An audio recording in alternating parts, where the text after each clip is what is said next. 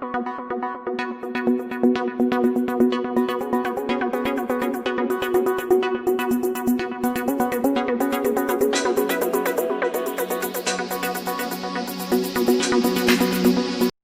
की है। मुझे 2 मुल्कों ने ऑफर की थी, मैंने वो ऑफर ठुकरा दी, जबकि पीएमएलएन जो है उसको 2 मुल्कों से अभी भी जो है वो फंडिंग की जाती है और की जाती रही है। तो इमरान खान साहब का यह मौक़िफ़ है। बिलावल साहब कह रहे हैं कि आपको किन मुल्कों ने फंडिंग की, इमरान खान साहब कहते हैं मुझे किसी मुल्क ने फंडिंग नहीं की। कैसे देख रहे हैं इस सारे मामले को?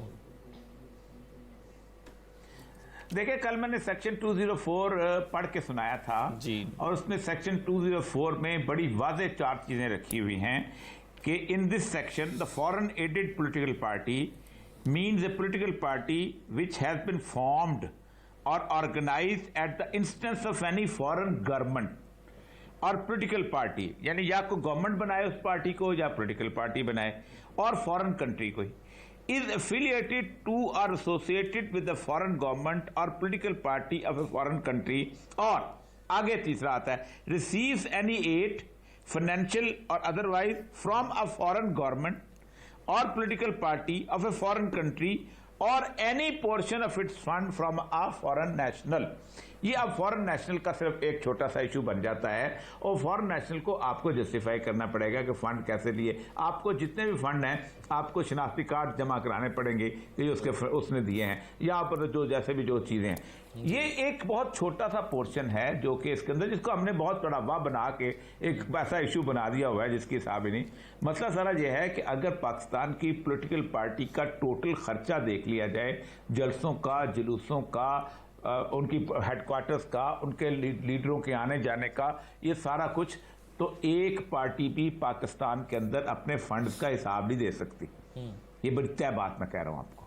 इनसे पूछ लें कि इतने बड़े बड़े चीजें जी कहां से आते हैं, कौन से कानून के खजाने हैं जो आपको इधर से जलसे से उठाते हैं, वहां लेके जाते हैं, वहां ट्रांसपोर्टेशन है, ये दुनिया पूरी में भी यही है। वो भी कहते हैं जी हमारे कॉक्सेस बने हुए हैं, वो वहां से आते हैं। ये जो $6.8 बिलियन का जो ओबामा के पैसे थे और जो आए थे उससे पूछा कि कैसे लिए, तो उन्होंने फिर कहा जी ये पार्टी ये है वो है, इससे कर करा के उसके उन्होंने किया था। गॉर्डन ब्राउन का आपको याद होगा बहुत बड़ा मसला बना था इसमें से। पाकिस्तान ने दुनिया पूरी के अंदर जो डेमोक्रेटिक पॉलिटिकल पार्टीज हैं वो इसीलिए फॉरेन फंडिंग पर चलाई जाती हैं ताकि आप पूरी पार्टी को मुकम्मल के मुकम्मल तौर पर खरीद सके, और खरीदी होती हैं।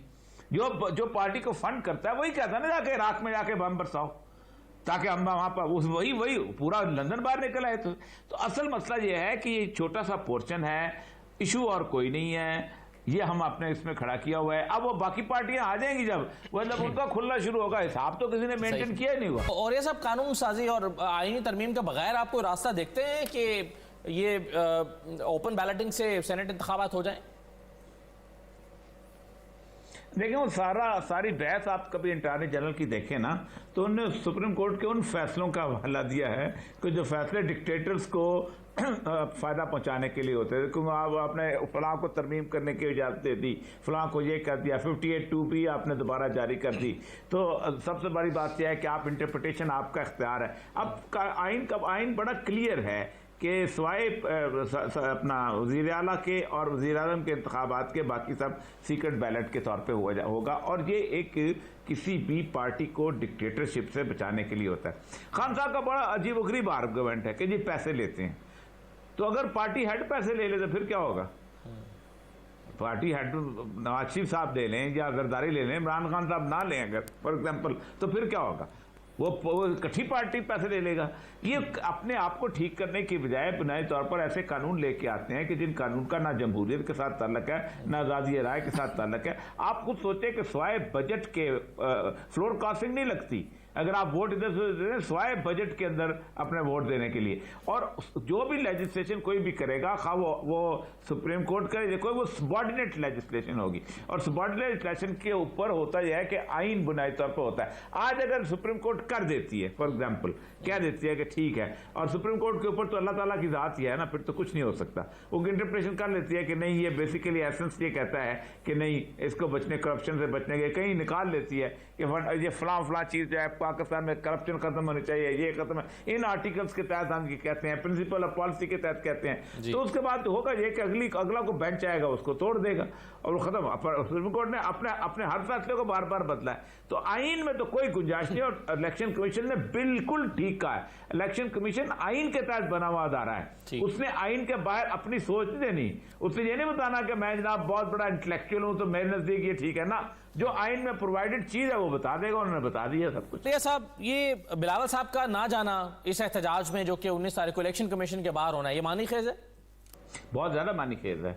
उसकी बुनियादी वजह यह है कि कोई ना कोई अंडरस्टैंडिंग ऐसी है जिसकी वजह से वो नहीं जाना चाहते, वरना तो वहां इलेक्शन कमीशन के सामने एहतजाज के क्या है, वो एक आपने जाके वहां एक टोकन से स्ट्राइक करनी है, वहां खड़े हो जाना है, नारे लगाने हैं, एक चीफ इलेक्शन कमिश्नर है वो बैठा हुआ है, रोज होता है, ऐसे एहतजाज अक्सर होते रहते हैं, हर अदारे के सामने होते रहते हैं। लेकिन इसका मतलब यह है कि उन्होंने अपना पीस ऑफ माइंड दिया है कि भाईजान मैं इन चक्रों में नहीं पड़ता हूं, हम इस खाते के अंदर हम अपने खाते खुलवा लें, और तो फिर तो बड़ा मसला हो जाएगा। क्योंकि वो जो उन्होंने मैं गवर्नर दिलशाद साहब से मैं थोड़ा सा डिसएग्री भी करता हूं, रेड जोन के अंदर उन्होंने खुद बता दिया इलेक्शन कमीशन के पास पार्टी को बैन करने का इख्तियार नहीं है। अच्छा सर, एक फेडरल गवर्नमेंट के पास। अच्छा, और साहब कथा कलामी के लिए माजरत चाहता हूं मैं, अगर मैं कारा साहब का मौक़िफ़ ले लूं जरा, फिर मैं वापस आ जाता हूं आपके पास। कारा साहब मेरे साथ मौजूद है, बहुत शुक्रिया सर। आज मरियम साहबा से सवाल हुआ कि बिलावल साहब नहीं आ रहे, आपको बताया गया, तो उन्होंने कहा कि आप उनसे जाके पूछें वो क्यों नहीं आ रहे। उससे ये लगा कि शायद इत्तेहादियों को या पीडीएम में शामिल दूसरे लोगों को एतमाद में नहीं लिया गया। अगर एतमाद में लिया गया था तो शायद ये फजा पैदा ना होती है, सवाल पैदा होता है कि बिलावल साहब क्यों नहीं आ रहे और ये कितना सिग्निफिकेंट है। कायरा साहब, देखिए, एक तो पहली बात ये है कि पीडीएम की 11 जमातें हैं, हर जमात की क़यादत हर जगह पे जाएगी ये जरूरी नहीं है, अपनी अपनी मसरूफियात हो सकती है। कई जगह पे मरियम बीबी नहीं पहुंच सकेंगी, उनकी जगह उनकी नुमाइंदगी होगी, उनकी जो दूसरी टीयर लीडरशिप है वो कर लेगी। कई जगह पे मौलाना नहीं जा सकेंगे, उनकी जमात के सीनियर लोग जाएंगे। कई जगह पे बिलावल नहीं जा सकेंगे, बिलावल साहब की जगह पे हमारी जमात के बाकी सीनियर जो लोग हैं वो जाएंगे। ये तो प्रैक्टिकली पॉसिबल ही इस तरह है, हर जगह पे हर बंदे का होना मुमकिन नहीं होता, तो इसमें कोई फर्क नहीं पड़ता। अगर बिलावल साहब नहीं होंगे लेकिन वहाँ पे पीपल्स पार्टी के जनरल सेक्रेटरी हो, पीपल्स पार्टी के सीनियर क़यादत हो, पंजाब के हम लोग हो, तो फिर क्या हम पीपल्स पार्टी नहीं होंगे? लेकिन कायरा साहब, क्या ये इसी तरह से बाकी पार्टीज भी सोच रही हैं, ये देख रही हैं? क्योंकि आज मरियम साहब जब सवाल आया तो सवाल हुआ तो थोड़ी सी नाराजी, आदम इत्मीनान सा दिखा है। नाराजी ना कहिए, चले आदम इत्मीनान सा कहें। उन्होंने कहा कि जी आप ये बिलावल साहब से पूछें वो क्यों नहीं आ रहे। उनको भी ये कहना चाहिए था कि अगर नहीं आ रहे तो कोई बात नहीं है, उन्होंने हमें बताया है उनकी मसरूफियात हैं, ये वो भी कह सकती थी। तो ऐसा लगता है कि शायद उन्होंने किस बुनियाद पे, किस तरीके से उनसे सवाल हुआ और कैसे उन्होंने जवाब दिया, ये कोई लम्हाती सा रिएक्शन होता है, इसमें कोई नाराजगी का आंसर कहाँ से आ गया? ये बात दुरुस्त है। उनके बारे में अगर मुझसे सवाल करें तो मैं कहूंगा जी उनके बारे में तो नहीं बता सकते, मैं भी यही कहूंगा। ठीक, इरशाद साहब कुछ सवाल करें। कायरा साहब, मैं इरशाद आरे बोल रहा हूँ। सवाल मेरा ये है, कैसे जी अल्हम्दुलिल्लाह, सवाल मेरा ये है, एक तो ये है कि आपकी जो शिरकत होगी पार्टी की, यानी बिलावल साहब तो नहीं जा रहे, अपनी मसरूफियत होगी, ये दुरुस्त बात आपने कही, आपकी शिरकत भरपूर होगी, आपके वर्कर भी होंगे, अरकान असम्बली भी होंगे, या एक अलामती होगी कि 2, 3, 4 लीडर चले जाएंगे? एक सवाल। दूसरा पहलू ये है कि क्या ये जो केस की नोयत है, अब आपको भी बुलाया गया एक दिन पहले और मुस्लिम लीग नून को भी, तो आप अपनी पार्टीज़ में और तहरीक इंसाफ के केस में क्या फ़र्क महसूस करते हैं? जी शाह साहब, पहली गुजारिश तो ये है कि हमने कल पंजाब एग्जीक्यूटिव की मीटिंग की, उसमें भी हमारी ये प्रेपरेटरी मीटिंग थी 19 के लिए। आज अभी भी मैं अपनी जो रावलपिंडी डिवीजन है, क्योंकि हमारे होस्ट डिवीजन वो है, मैं अभी भी उसकी मीटिंग करके आ रहा हूँ, और इसीलिए कि हम अपनी प्रिपरेशन करेंगे, भरपूर तरीके से इसमें शामिल होंगे, और आपके सामने होगा कि इसमें हमारी शिरकत सिर्फ नोशनल नहीं होगी, अमली तौर पे होगी और भरपूर होगी। दूसरी बात, जो हमारी पार्टियों को सवाल किए गए हैं, उनसे कुछ चीजें मांगी गई हैं। हमारी जमात की हद तक तो मुझे पता है कि हमारी जमात हर साल अपना ऑडिटेड अकाउंट जो है वो जमा कराती है, हर जमात ही कराती है, और वो अकॉर्डिंग टू सेटिस्फेक्शन ऑफ जो उनकी स्क्रूटनी होती है इलेक्शन कमीशन की, उसके मुताबिक होता है। अगर और हमारे और इनके केस में फर्क क्या है, अगर कोई डॉक्यूमेंट हमसे मांगे हैं, किसी चीज से उनकी तसल्ली नहीं है, या एक कंपनी है जिसका नाम पीपल्स पार्टी है या पीपल्स के नाम से है, उसके बारे में शायबा दिया गया कोई अमेरिका में कोई कंपनी रजिस्टर्ड है जो एग्जाम हम पे, जो मैंने सुना है, how far this is true मुझे इसके बारे में सही अंदाजा नहीं, लेकिन उस कंपनी के साथ हमारा कोई ताल्लुक नहीं। हम वादे तौर पे इलेक्शन कमीशन में लिख के दे चुके हैं कि उसका कोई लिंकेज हमारे साथ नहीं है, वो कोई अमेरिका में कोई किस नाम का कोई इदारा है और वो फेक है नहीं है, किसका है। आप जरूर उस पर एलिगेशन लगाया है एक MNA साहब ने, तो वो साबित करेंगे, उनके पास सबूत होगा, लेकिन हम अपने जवाब देंगे, बिल्कुल देंगे, और अगर कोई गलती है तो वो भी सामने आएगी। लेकिन PTI को तो मसला ये है कि इनके ऊपर तो इनकी अपनी जमात के अंदर से एतराज उठे और उस एतराज में इतनी सीरियसनेस थी कि मामला 7 साल से दबा हुआ है।